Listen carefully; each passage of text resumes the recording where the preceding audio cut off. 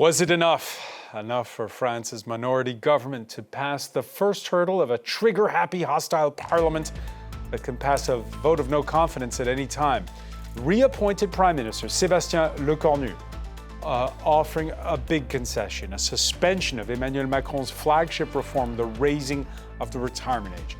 We'll review his general policy speech before the National Assembly. Lecornu, who this time at least made it to the rostrum. Last week, his initial coalition government imploded spectacularly after a mere 14 hours. Lecornu may be willing to bend, but how about his boss? For 1.5 terms in power, Emmanuel Macron has never really done compromise. That is until now. The French president knows that a snap election would further shrink his support in said parliament. Markets may be spooked by France's spiraling public spending, but not as much as they are by the prospect of a prolonged political impasse or a populist wave. On that score, Macron's not alone in refusing compromise. Just look at a splintered political landscape that goes from the far right to the hard left. What does that say about the times that we live in?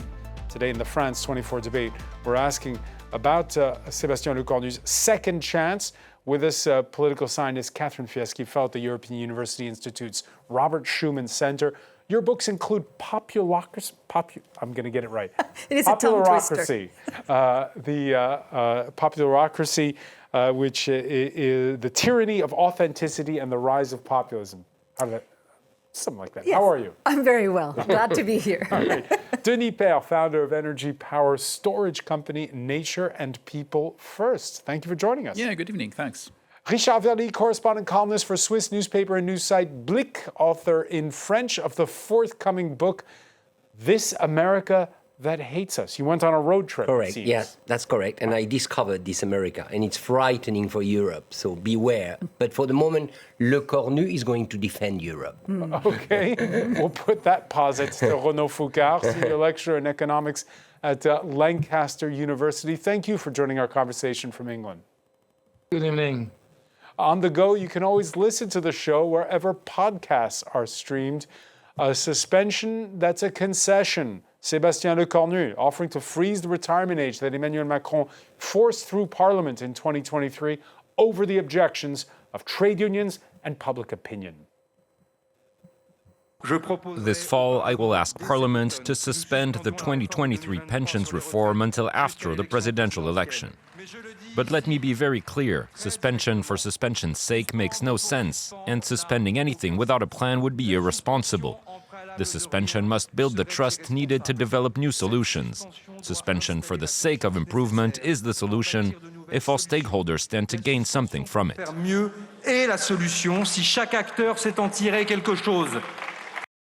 And that was followed up by all the other political parties giving their reaction. Many in the opposition calling for a vote of no confidence. There'll be 2 of them on Wednesday.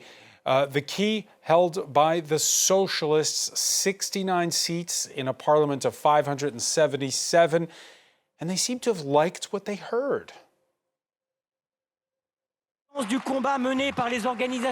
want to thank the unions for their fight. This is a blow to the presidential party's ideas. We see this as a victory and as a first step towards blocking and cancelling the pension reform. Richard Verly, what just happened?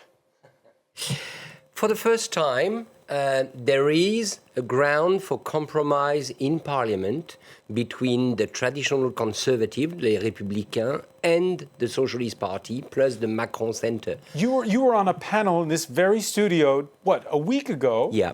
And you were stating, and there was a consensus that the French don't do compromise. Well, I didn't say they do compromise. There is a ground for compromise at the moment following the concessions made by the new Prime Minister Sébastien Lecornu, and especially the concession he made on pension reform. But that's only the beginning of the process.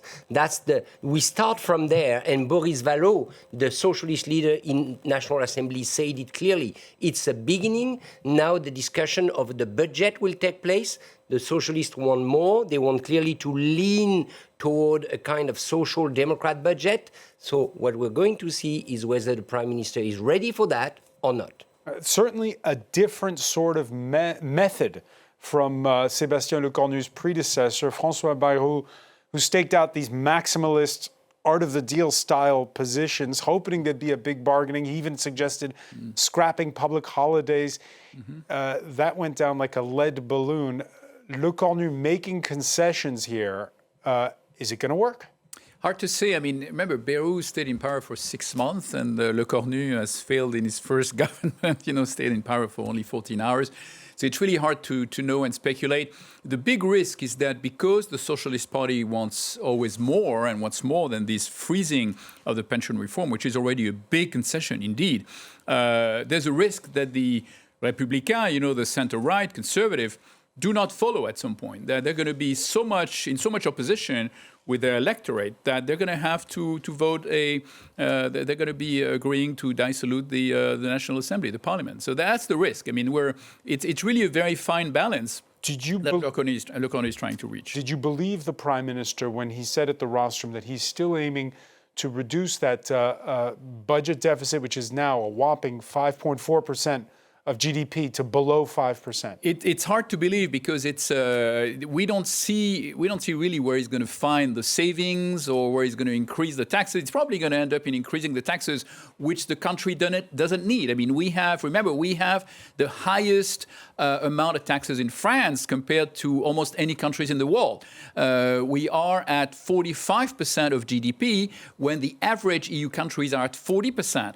5 points of GDP, that's about 150 billion euros. That's a lot of money. So we're already taking a lot of money away from taxpayers, both corporations and citizens.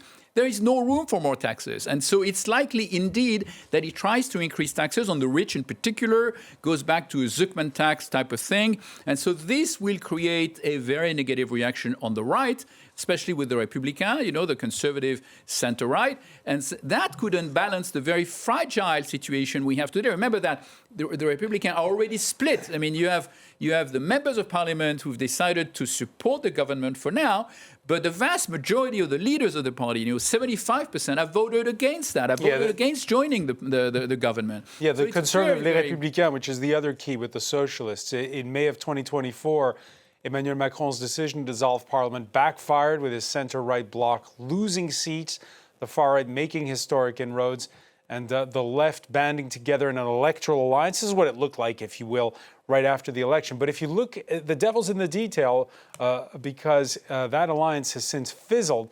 And as Denis Père was saying, Les Républicains hold one of the keys. The socialists hold the key today, hence the suspension of that raising of the retirement age from 62 to age 64. Catherine Wiejski, your thoughts on was this a good or a bad day for French politics? It was, I think it was a checkered day. Let's face it. I think Lecornu managed by making this concession around the pension age to actually allow his government probably to survive for a little while. So I think we've prolonged a government and I think we've narrowed the spread. But let's face it, we're not balancing a budget, right?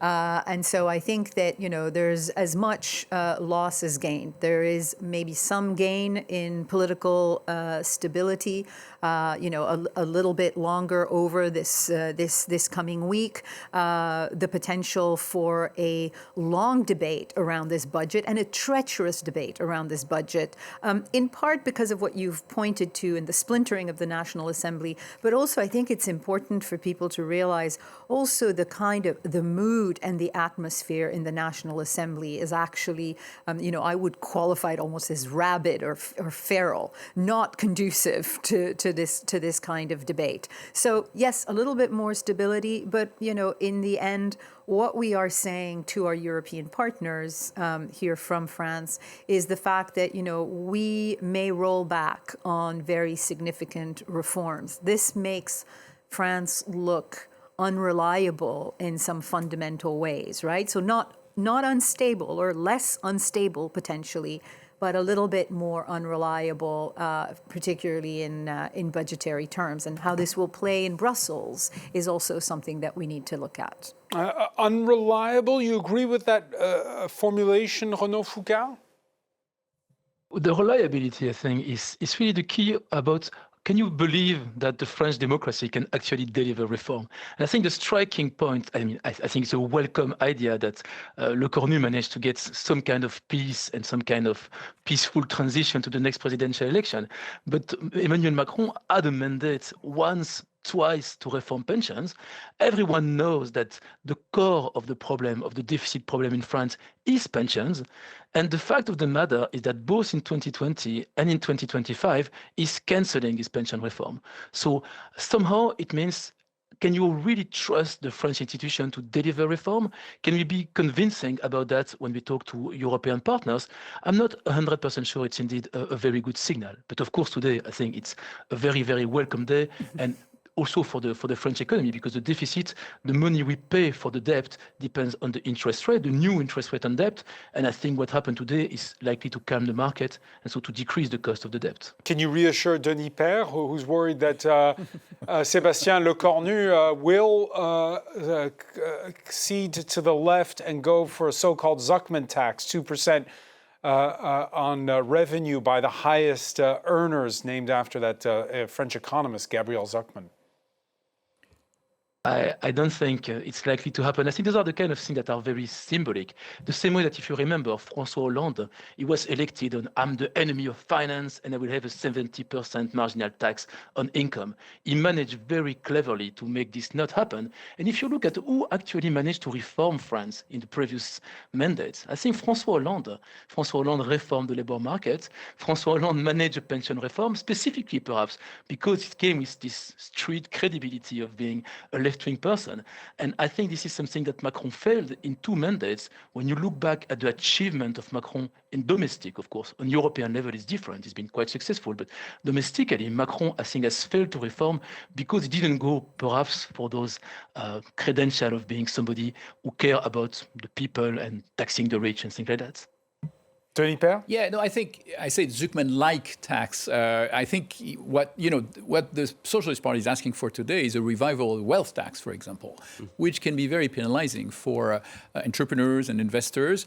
And it's still in the debate. I mean, it's not been excluded. I mean, Lecornu has talked about in creating a tax on holding companies. It remains to be seen what it's going to be. I mean, it's going to be some kind of wealth tax, in some ways. So this is going to penalize investors clearly. And I think ultimately the biggest question that you started raising is really, what is going to be the reaction of European partners? I mean, how can we defend a retirement age at 62 years old when all of Europe has decided to go to 66, to 67, to 68 in some cases. I mean, Copenhagen, Denmark recently, which is a very well-known social democracy with a very robust safety net. I mean, they've decided to go to 68 years of age for the retirement, for the pension age, and going to 70 years old in 2040. How can we defend that we need a higher budget deficit, that we need to borrow more because we're going back to 62 years old? I mean, it's a very tough sales pitch. I mean, I don't know how they're going to defend that. I mean, good luck. Richard Verly? Well, true. We've got an example in recent French political history, and that was President Jacques Chirac. President Jacques Chirac, after what happened in 1997, a lot of protests, you may remember, François, a lot of people in the street against, at that time, a pension reform and a reform of the social security system. 1995, yeah. That he decided to abdicate on any reform, President Chirac, for the sake of continuing his mandate. And then for 7 years, altogether, France did nothing. I mean, the country clearly survived. He had a very interesting stray on international matters, on Iraq and so on, but on the domestic situation, nothing changed. And I think the danger now is we're heading to that until the 2027 presidential election. Plus, I will add something to concur on your European point of view. It means if the pension reform is not renegotiated before 2027, that the main debate for the presidential election will be the pension age. Can you imagine a country like France? The debate will turn around, shall you leave at 62, 63 or 64? While there are so many subjects at the moment that a presidential candidate should deal with on innovation, artificial intelligence and so on. So I'm really afraid that the country is going to look at itself more and more, which is kind of specialty for France, while the neighbors are moving ahead. Catherine Fieschi, of course, there's a calculus if you're a politician and you're thinking about the next presidential election, which is now 19 months away. It's not far. Nope. And that is the fact that, well, old people, that is to say they vote. And exactly. And in France, they get quite generous pensions. It's not just the retirement age; it's the size of the pension compared to the European neighbors. Yes, and that's one of the things that I think we need to highlight for those who are listening from outside of France is. There was a lot more on the table in the first pension reform that was proposed, and even in this second pension reform. It has become encapsulated into this idea of just the retirement age, when in fact a whole number of other aspects, including the recalculation of some of the levels of the pensions, these things were also on the table, and they haven't gone through. And you're right, older people vote, older people turn up, and therefore, if you have your eye on these elections, that's what you're thinking of. I just wanted to add also one point to your comparison on Chirac, which is the tragic thing is that in 1995, all right, we were already not balancing the budget, but we were in a much, much better economic situation. I won't say as far as we could afford to lose time, but we certainly could afford it more than we do now. Right, and you talked about a fractious mood in Parliament. Yeah. There's a fractious mood in the nation, and part of it is a sense, and this is why there's been so much talk about, ideas that have come from the left the last 2 months, of some kind of a tax injustice, that some are paying too much and others not enough.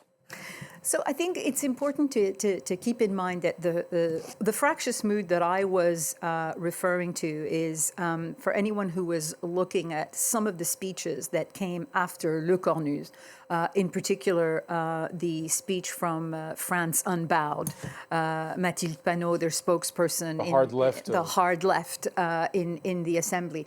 I mean, her speech was, as the French would say, was lunar in terms of her level of aggression and of hatred. And this is, I think that this has pervaded the Assembly in a way that makes discourses and rhetoric of compromise more difficult. But I think the fractious mood, our listeners shouldn't forget that the fractious mood in the nation, I mean, one can go back to the Yellow Vests and the Gilets jaunes in 2018, and then the first pension reform. But then there were two other things. One was the way that this pension reform was rammed through without proper debate in the parliament, despite mass protest.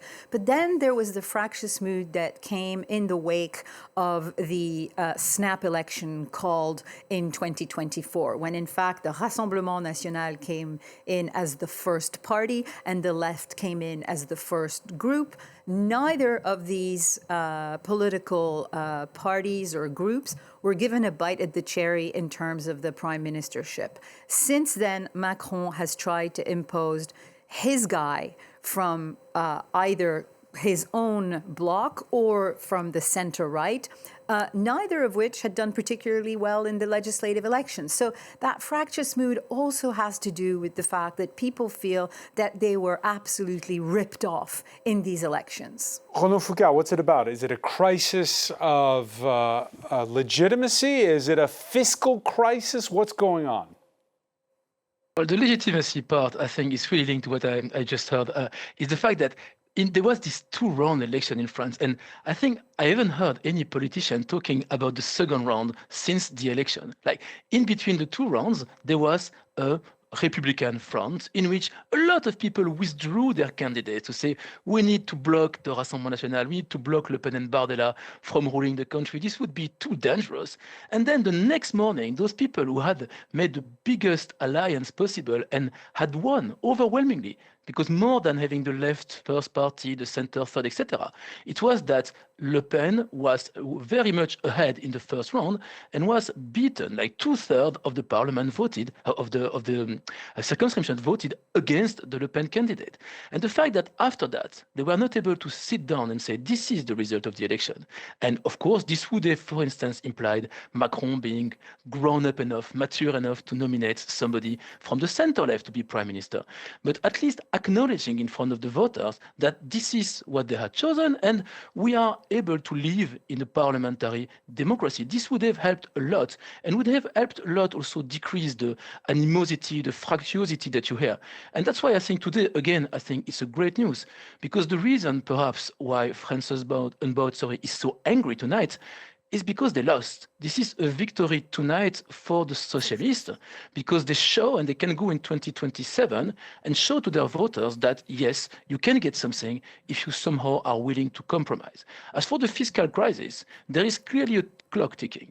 But most of the debt that France is paying right now has been borrowed when interest rates were very low, so close to 0% at some point. So if you look at the payment of the interest on the debt today, they are relatively low. And if you look in historical period, it's actually very low. But in 2 years, it's going to increase and increase and increase as we start borrowing money at higher interest rate. And this is the moment when things will become difficult, because whoever inherits the country in 2027 will be dealing with a much bigger emergency than today. If they had followed Bayrou would have been the messianic figure, taking all the sins on him and cutting the deficit, and somebody else could have been in charge of a country with a bit more hope. But whoever takes France in 2027 will be in a very, very tough budgetary situation and will become immediately unpopular.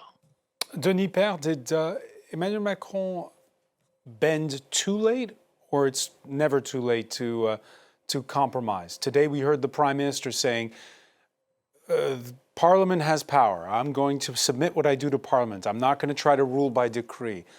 Is it too late or not? I don't think it's too late. I mean, so far so good. I mean, the government is still there. I don't know for how long, though, but it's going to be tricky. I mean, clearly, I mean, this government may not last for a few more days, you know. I mean, that's very clear.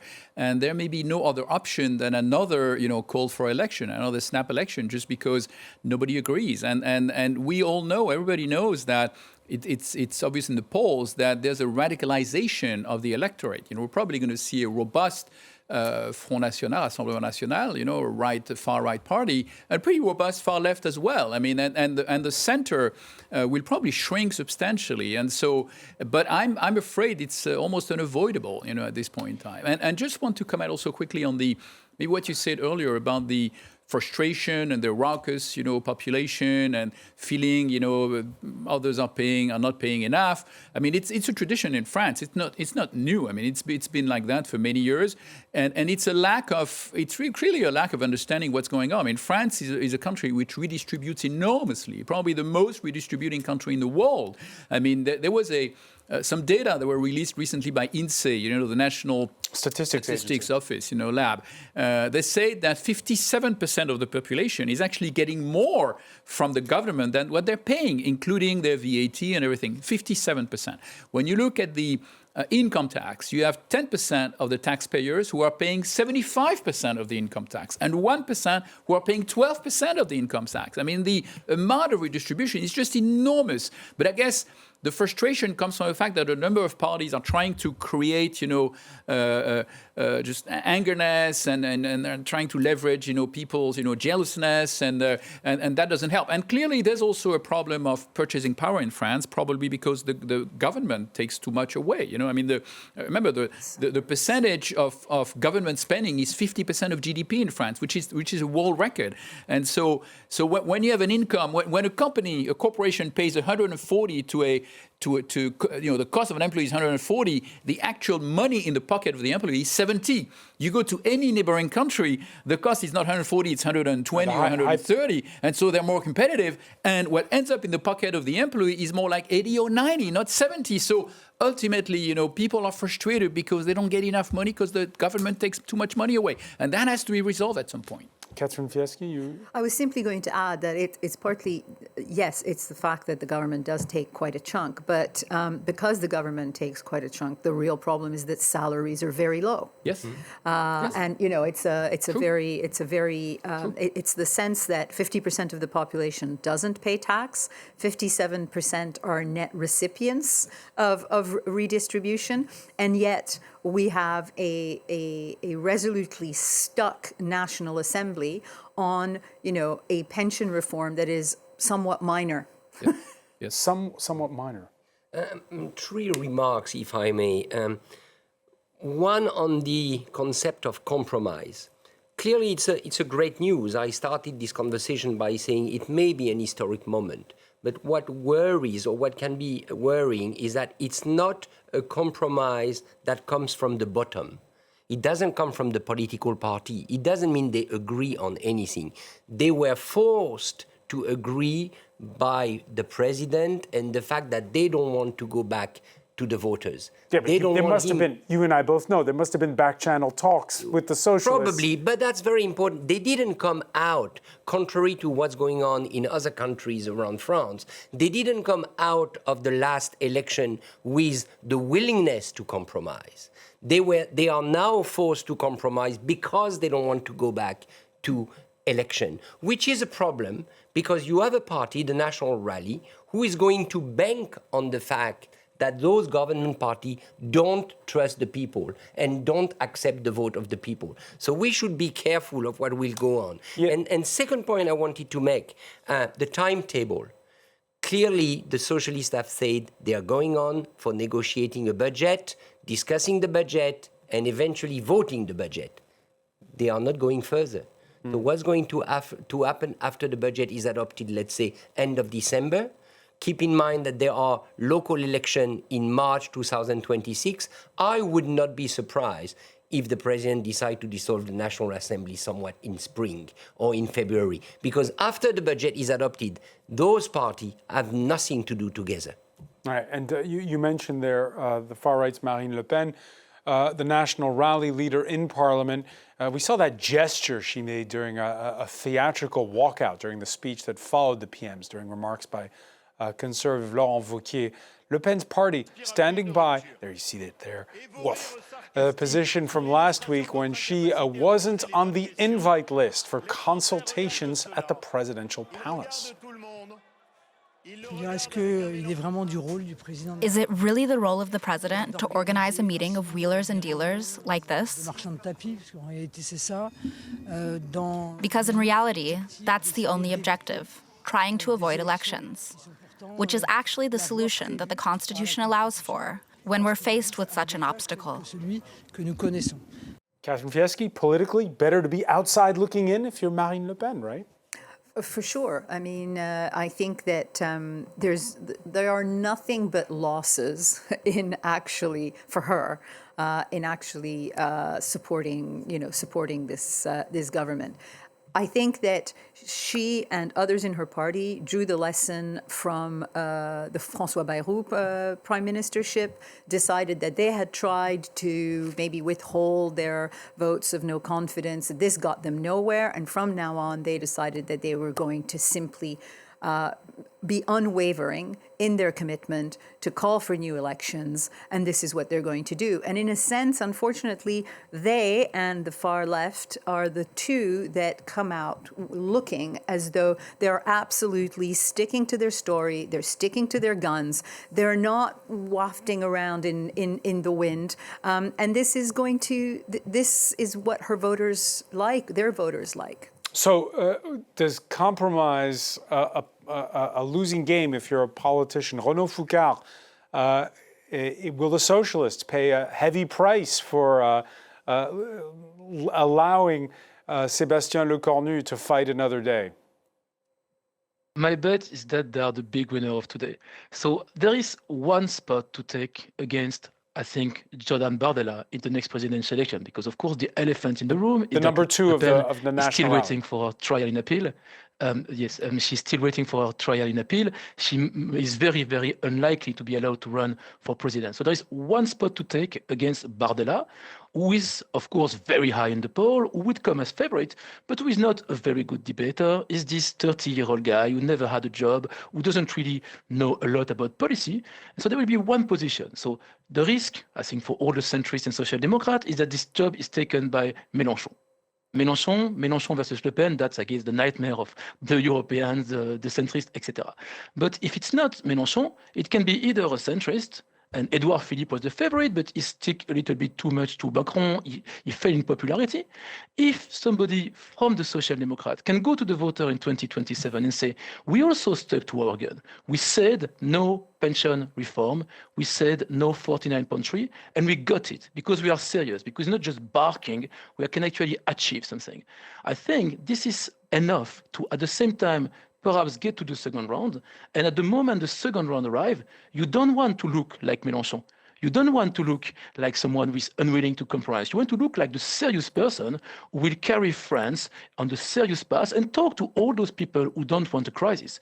And I think for that, a socialist who would look reasonable would be in an ideal position of not being the heir of Macron, you don't want to do that, but being the reasonable, listening to the people version of France against the bad, unprepared, unqualified, and still far-right Jordan Bardella. Denis Père? Yeah, hard to know. I mean, hard to speculate.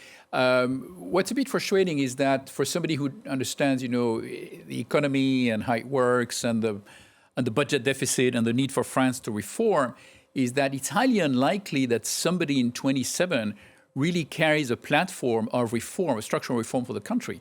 I mean, if you look at the far right, I mean, they're split. In fact, Bardella is more a reformist. Marine Le Pen is not. I mean, the party is split, and we don't know who's really going to win among them.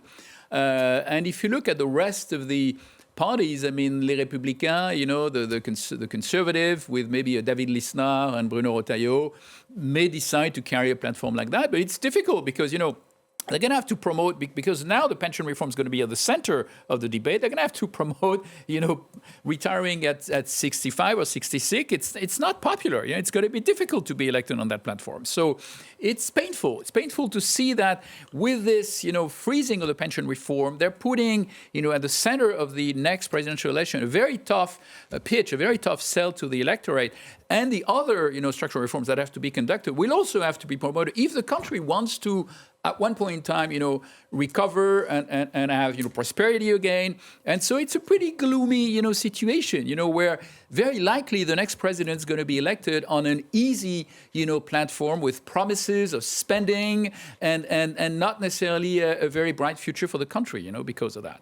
Well, keep in mind, in addition, and I would concur, that those two parties, the National Rally on the right and France Unbound on the left, are anti-European Union.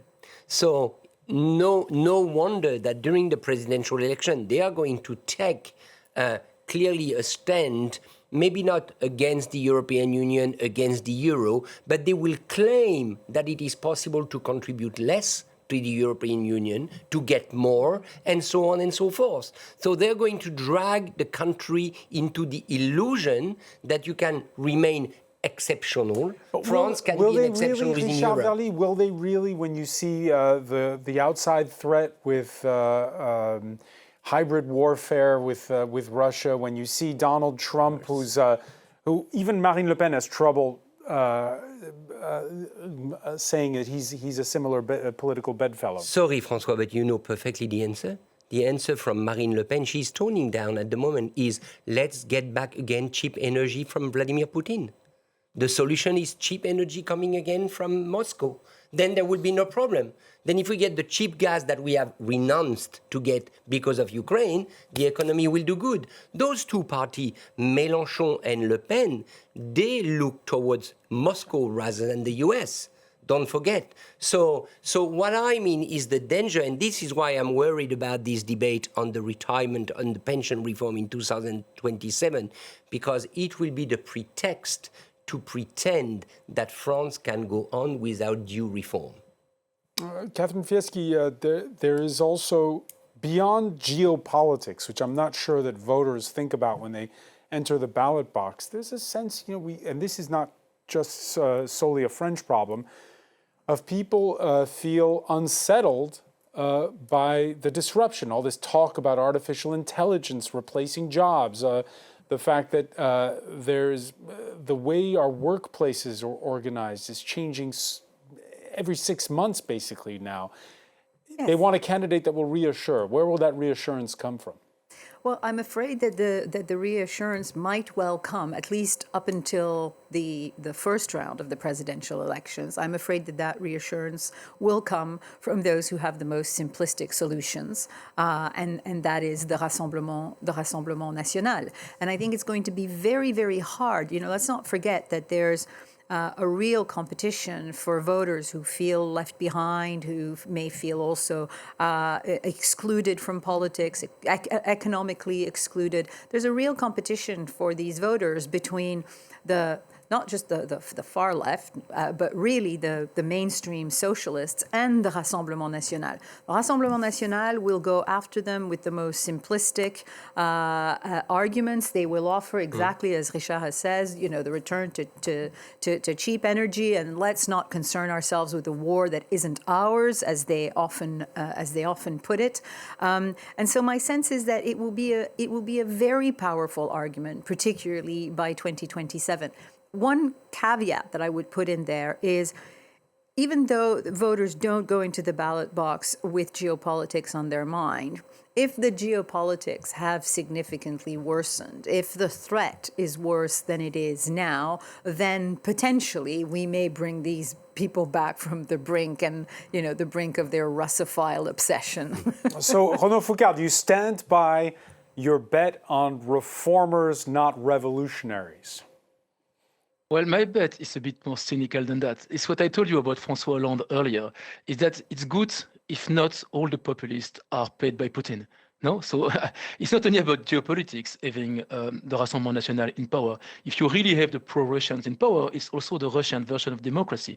You don't want to have the same relationship to an independent judiciary as Viktor Orban's Hungary. You want people who still believe in the rule of law, in the separation of power, etc.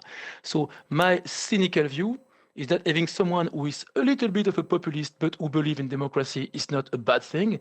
This person could be someone from Les Républicains who will be very tough on crime, law and order. And, Bruno Retailleau could possibly be very good at that and somehow more responsible than the young Bardella. This man who has been Minister of Interior, is tough on migration, etc., but who is still within the French Republic and within liberal democracy. On the left, it can be someone who will talk about taxing the rich. And, we've been talking about the Zuckman tax, but what Lecornu is suggesting today about the loopholes of the holding law that allow very, very top wealthy people to use their companies for everyday spending, those kind of visible things can somehow also be showing to the people that you care about their concerns. So my impression is that voters, they are going to vote also based on symbols, but in the end, I hope they will be able to try to tell which one is still a Republican Party, which one is not, as long as they feel they are part of the conversation. And they don't have simply the choice between the boring technocrat, the uppity centrist reformist, and the man of the people, Jordan Bardella. All right, we need sometimes, I think, a little bit of cynical populism. Okay, so in this discussion, we've heard a prediction from Renaud Foucault. We also heard a prediction from Richard Verly, which was that there would be snap elections round about the time municipal election campaigns are taking place. That's all down to the president. And can Emmanuel Macron resist the temptation to micromanage this moment where, as his prime minister said, Parliament has the power? This was the president on Monday putting his first cabinet meeting on hold to travel to the Egyptian resort of Sharm el-Sheikh for the signing of Donald Trump's 20-point plan for Gaza. Wait, before we go any further, what do you make of that handshake there, Richard Verly? Yes, plus the remarks of Donald Trump afterwards, who clearly said... Because he didn't stand behind him. Exactly. Well, what do you make of this handshake? What is that about?